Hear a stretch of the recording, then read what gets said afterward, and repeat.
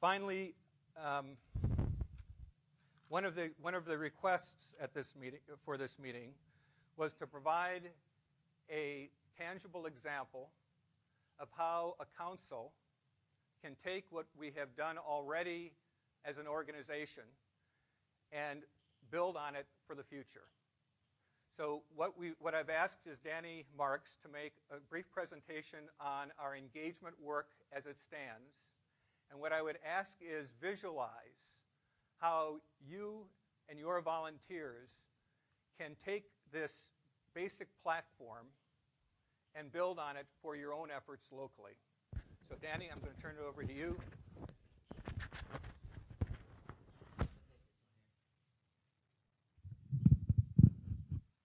Can everyone hear me? All right. Hello, everybody. I think I met most of you. My name is Danny Marks, and I am one of many engagement staff, because the way I see it, that's all what we're doing. We're all reaching out and we're all engaging, and that's really exciting. So Russ has asked me to talk a little bit about what we have done up to this point to kind of just get the momentum rolling so we can come out of the gate like a shot, and it's really exciting stuff. So you'll notice my excitement just build as we start to go through this. I'm an excitable guy. So this is engaging the future. So kind of where we started. I don't know, Bertus, if you can adjust the thing. So just kind of when I came on about a year ago with the team, we kind of wanted to look at where we stand so we can start to build from it. Kind of the same sort of thing that USTIT does, the same sort of thing that all the councils do all the time, just kind of getting a lay of the land to continue to grow. And so one of the things that I did is develop a inventory with my team and called a lot of executive directors and different staff and general managers all over the country and just started asking the questions, trying to figure out what is our technological systems and capability all across the country. What sort of programs and activities are we engaging in all over the country? What kind of partnerships are we building? What is the focus and where we're trying to build that in the future? And what's our kind of overall attitude towards just engagement and the concept of engagement? And so we just started to get that conversation rolling, and it was a really great place to start the work. And one of the things that we decided is let's take it in a three kind of part plan. So the three parts that we identified to kind of launch is one, conversation and collaboration. It's what Russ was talking about, what we've been talking about this entire weekend, is how important it is that we are constantly checking in with each other, that the conversation is ongoing. The strength of Hostelling is in this room, but it's also out in the field. And so making sure that everyone's empowered to engage in that conversation will help us figure out where we should be going with it. So the first part was, let's get the conversation going. Let's get people real comfortable engaging each other. The second part was technology. Let's start to build some technology that puts us on a really strong ground to first continue to engage each other as a default collaboratively, and also reach out to more people in a very, very strategic and purposeful way. One of the things about technology I like to always talk about is technology isn't a piece of the pie, it's the pan that the pie sits on. And so if you don't really have strong technology, all those little pieces are just going to fall down.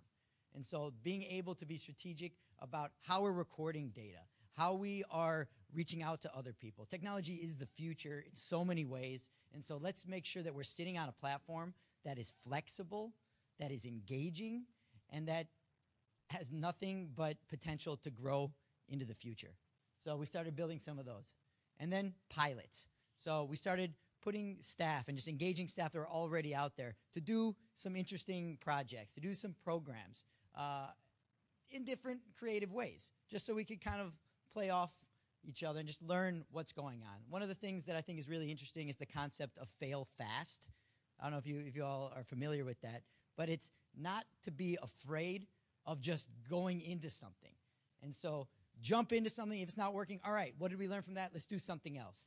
Don't sit back and just be like, all right, we need to plan out something, and we need to do all the market research on it and make sure that it's all good, and then we start to roll into it, because by that time, the momentum from when we first wanted to set it going is already starting to waver.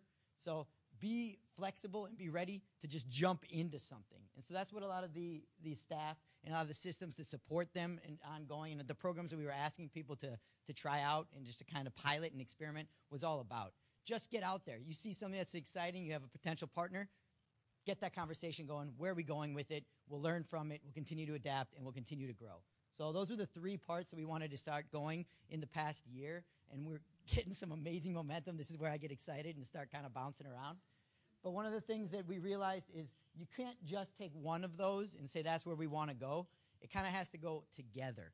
So in a simultaneous sort of rollout, we wanted to get the conversations going. We wanted to get the empowerment to the staff going. We wanted to put the technology in their hands to be able to roll this out. So this is where we've been going, and everything is really starting to like hit its stride. But one of the things we also realized, it's an evolving process. Like I said, fail faster. So be aware of what we're doing. Have the conversation going on, and know that it's not, you know, just a single cycle. We're going to have to go back and like, okay, let's readjust that. Let's roll it out again. Okay, this isn't working. Let's make it happen again. And it's different in different places. So allow for that flexibility, but don't just stick with one model and say, this is where we're going. Because we have to be flexible. We have to be continuously reinventing because there's so much localization, customization, and so we have to be able to support that all across the country. So it's a continuous process, and we can never stop. And you know how that happens is the conversation piece, is what we were talking about. So it's complex, rolling out all these 3 things, but we're really kind of starting to hit our stride here. And with what's happening today, this weekend, with everybody really, really jazzed and really ready to start rolling out together as a team, this is so exciting to me. I mean, one of the things I was talking with Sue Schaffner yesterday, I was like, we're coworkers now. It's like we were colleagues, now we're coworkers. And then I'm looking around everybody at their side, like, we're all coworkers.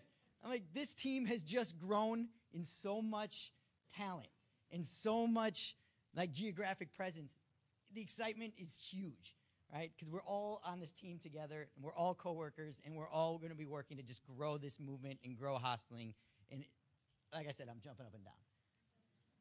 So just to break into some of these little bits. So the conversation is going, and the conversation has to be ongoing. And it can't just come from one side or the other side. It can't just come from staff. It just can't come from a central office. It can't just come from a board. It has to come from the managers. It has to come from the front desk. It has to come from the people on the ground staying in our hostels. It has to come from the people that aren't in our hostels. It has to come from people abroad. The conversation needs to be going. We need to figure out how we can build the synergy and grow from that. And we can't be afraid of having that conversation. I don't like hearing from people that being like, I wanted to add to the conversation, but I wasn't sure if my immediate supervisor would like if I would have added to the conversation. I understand that that's where we are, but this is 2011, and if a single mid-range employee at Google can change Egypt just by making a Facebook event, like, everybody is conversing right now. And the default is not to wait for permission, it's to just go forward. And so that's how we have to roll. It's really exciting. So defaulting to transparent and collaborative. And so that technology is starting to allow this to happen. So one of the projects that I'm starting to roll out as many places as we can is this idea of the cloud. So what we're doing to keep it live, to keep it dynamic, to keep it not so when I'm working, I'm looking at my computer and this is my work. If I want to engage with somebody else, I'll send them out an email and there might be an attachment. Maybe they'll send it out. That's slow. That was before. Now, with technology, we are plugged in with each other, and it's not just within the building, it's across the country, and it's across the world. So what the cloud allows us to do is just face-to-face, live, real-time. We're plugged in with each other. Doesn't matter where you are.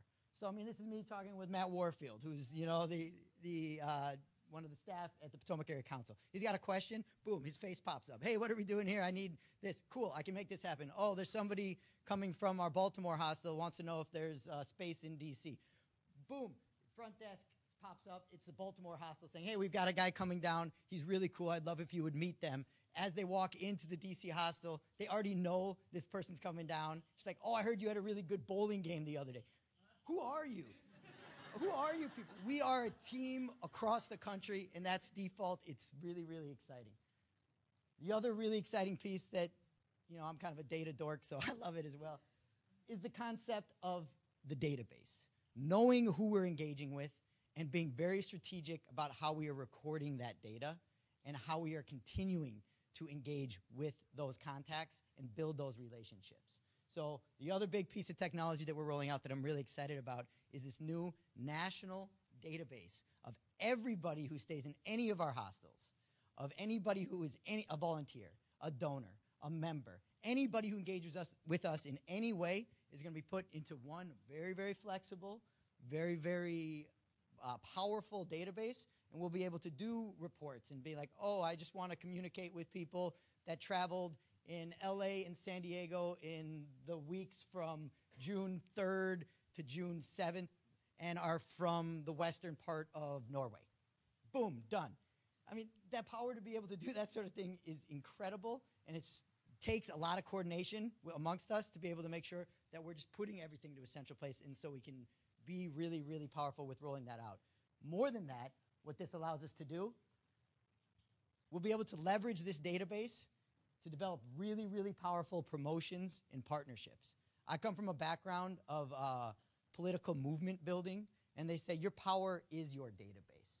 When you're reaching out and talking to politicians, they don't care what organization you are. They want to know, how many people do you connect with? Who is your network? And so, Aaron, how many people did we have come through our network last year?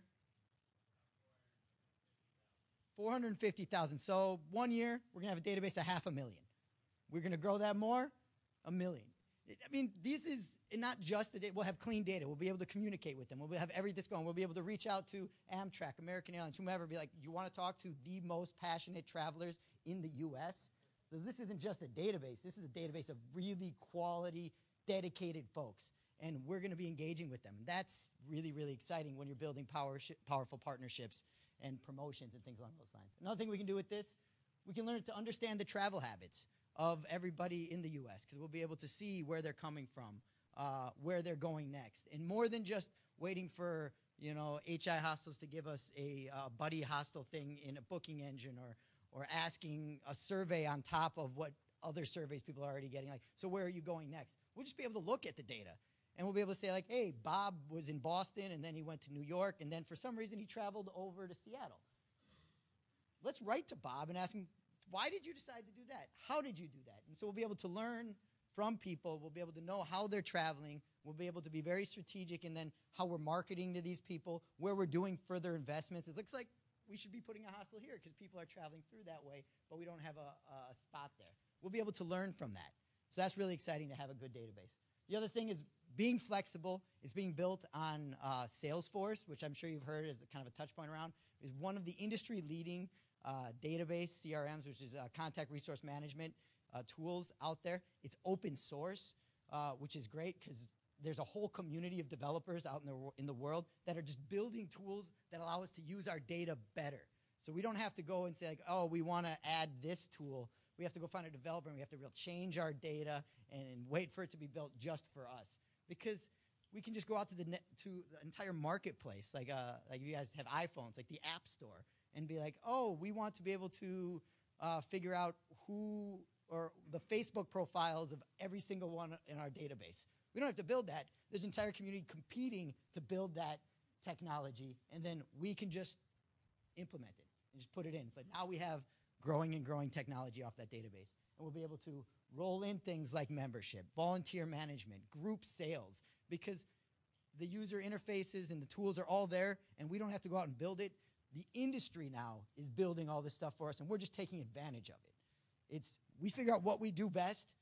That's hosteling and growing the movement and making caring world citizens. We shouldn't be in the technology world. That's not what we do. Let them build the stuff, and let us just figure out exactly what we need to use it for, and then we'll use that, and we'll invest, and we'll move forward.